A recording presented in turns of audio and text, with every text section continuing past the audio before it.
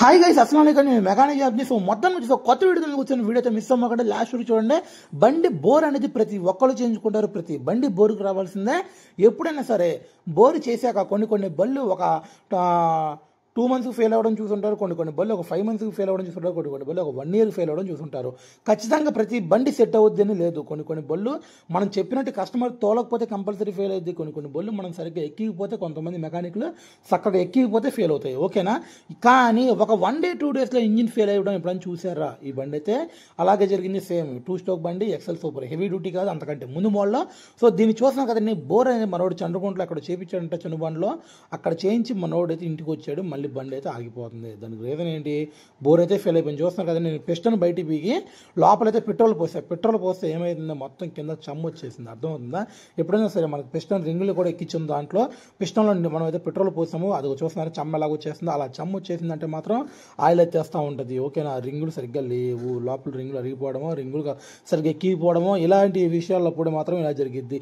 మరి ఏంటన్న 2 daysలో బండి ఫెయిల్ అయిపోవడం ఏంటి? అసలు దాని వ్యవహారం ఏంటి అంటే, ప్రతి ఒక్కరు కూడా అండి, నేను చెప్పేది ఏంటి అంటే, ఒక మంచి మెకానిక్ దగ్గర తీసుకెళ్ళండి. బండి బోర్ చేయించుకోండి. బోర్కి వచ్చినప్పుడు అలా కాకుండా ఎలా పడితే అలా చేయించుకుంటే సరిగ్గా సెట్ అవ్వదు, సరిగ్గా కుదరదు.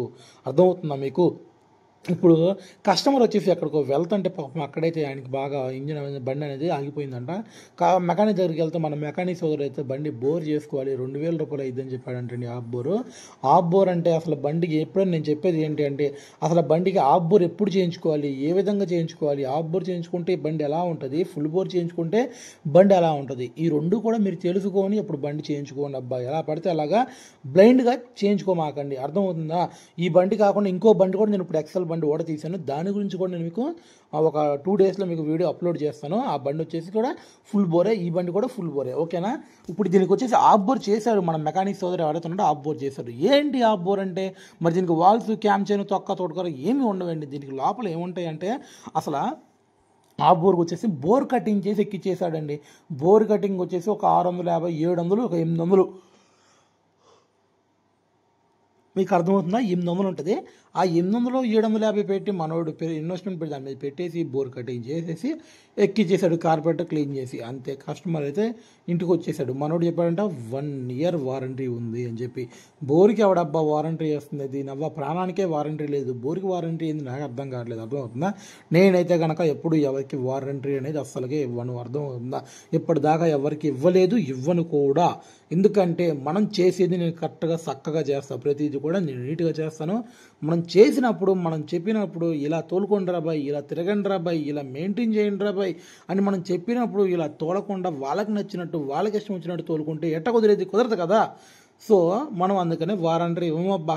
చేసేది ఏదో క్లారిటీగా చేస్తాం. 1 రూపాయి ఎక్కువ తీసుకున్నా సరే ఖచ్చితంగా కరెక్ట్గా చేస్తాం, పని నిక్కాసుగా చేస్తాం. అర్థమవుతుందా మీకు? నేను కస్టమర్కి చెప్పా, తాతగారు బండి అయితే మళ్ళీ బోర్ ఫెయిల్ అయిపోయింది. అదేంటి, 2000 పెట్టా కదా, 2 రోజులే కదా అయింది, అప్పుడే ఫెయిల్ అయిపోవడం ఏంటి? అయిపోతుంది. దీనికి లోపల క్లచ్ ముక్కలు మొత్తం ఖండం అయిపోయినాయి. చూస్తున్నారు కదండి. అసలు బాబోయ్, క్లచ్ ముక్కలు పోయినాయి, కిక్ వీల్స్ పోయినాయి, లోపల క్లచ్ బెల్లిపోయింది. అసలు మొత్తం ఖండం అయిపోయినాయి. అంత ఖండం అయిపోయినప్పుడు బండి ఎట్లా నడిసిద్ది? తర్వాతకు వచ్చేసి ప్లగ్ పద్దాకా బ్లాక్ అయిపోతుంది. ఒక 20-30 కిలోమీటర్లు, ఒక 50 కిలోమీటర్లు వెళ్ళామంటే మాత్రం ప్లగ్ మొత్తం బ్లాక్ అయిపోతుంది. చూస్తున్నారు కదండి. మనోడు బోరు చేసి కనీసం అందులో ఇంజిన్ ఆయిల్ కూడా పోయలేదబ్బా. మీకు అర్థమవుతుందా? క్లచ్ మొక్కలు ఇరిగిపోయి లోపల స్ప్రింగులు కూడా బయటపడ్డాయి. అర్థమవుతుందా? అసలు ఎప్పుడైనా సరే అండి, బోరు చేసినోడు ఇంజిన్ ఆయిల్ పోయాడు బండిలో. దీనికి ఇంజిన్ ఆయిల్ కూడా పోయలేదు. ఇంకో విషయం ఏంటి అంటే, ఈ ఎక్సెల్ బండి ఇంజిన్ ఆయిల్తో నడవదండి. అర్థమవుతుందా మీకు? ఎక్సెల్ బండి ఇంజిన్ ఆయిల్తో నడవదు. ఎక్సెల్ బండి నడవాలంటే కంపల్సరీ కూడా 2T ఉండాలి. చాలామంది అంటారు, అన్న అసలు ఎక్సెల్ బండి బోరుకి ఎందుకు వచ్చిందన్న అంటారు. ఓకేనా? ప్రతి ఒక్కరు కూడా ఎక్సెల్ బండి 2 stroke బండి చూడడానికి చెప్తున్నా, కంపల్సరీ కూడా పెట్రోల్లో 2T కలుపుకోవాలబ్బా. మీరు పెట్రోల్లో 2T కలుపుకోవడం మర్చిపోయి కనుక బండి స్టార్ట్ చేసి కొంచెం లెక్క వెళ్ళారంటే మాత్రం పిస్టన్ కొట్టేసిద్ది. అర్థమవుతుందా మీకు? మనకి కంపల్సరీ కూడా కార్బోరేటర్ నుంచి, రీడ్ వాల్ నుంచి పెట్రోల్లో ఇంజిన్ ఆయిల్ ఉంటుంది కదండి, ఆ 2 మిక్స్ అయ్యి మనకి ఫైర్ అనేది వచ్చింది. ఓకేనా?